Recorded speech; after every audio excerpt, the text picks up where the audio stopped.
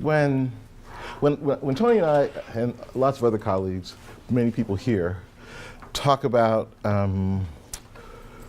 why we've been doing this work for, as Rich said, a long time. One of the things that, maybe the thing that's topic A, is that we have a profound belief that the scholarship, professional practice of education can profoundly impact people's lives for the better, especially people who have been disadvantaged by our system. And sometimes when we talk to colleagues about this work, it's sometimes surprising that it's not patently obvious that's why we do it. And so because of that, I thought that it would be an interesting exercise to, in this context, be just a little bit more explicit about why worrying about a science of improvement is connected to issues of equity and social justice. And so to do that, I'm going to talk a little bit, very little, about the American story. Inside our story, baked in almost, is a story about education and its power, power and mobility. So when I was growing up, you know, if I was told one time, I was told 1,000 times that the reason to go to school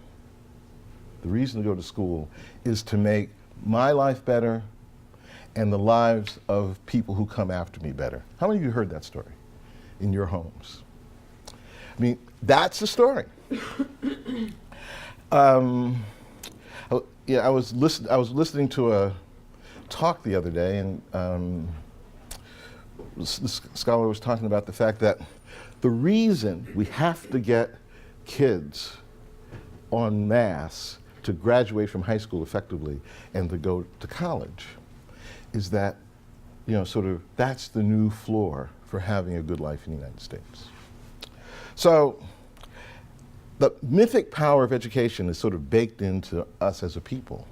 I mean, James Madison said, knowledge will forever govern ignorance, and a people who mean to be their own governors must arm themselves with the power which knowledge gives. That great American philosopher, Tom Brokaw, said, there's a place in America to take a stand. It is public education. It is the underpinning of our cultural and political system. It is the great common ground. Public education, after all, is the engine that moves us as a society toward a common destiny. It is in public education that the American dream begins to take shape. Sounds like what you heard when you were growing up, right? That's what I heard. And we all hear these stories about how education influences on our mobility. Frederick Douglass said, to educate a man is to make him unfit to be a slave.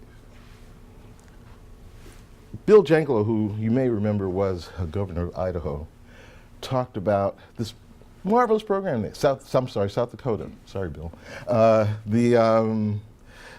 this marvelous program they had there, sort of statewide supported internships to help young people understand how business operates and to learn in practical settings. And he talked about, in this quote, how those things were really great mobility assets for his state when he was governor. But David Frum, whom some of you may remember, was, I think, one of Bush II's speechwriters, great guy, wrote, so if you go on TV and say there's no other country in the world where you can be born poor and become rich, you get a huge megaphone. If you tell the truth, which is that most studies show actually that the United States is worse than anybody except maybe Great Britain in upward mobility, there's no audience for you. So there's a massive disconnect between what Janklow said and what Frum wrote. And there's a sense in which both are true. Both are true. And our task is to make this way more true than this.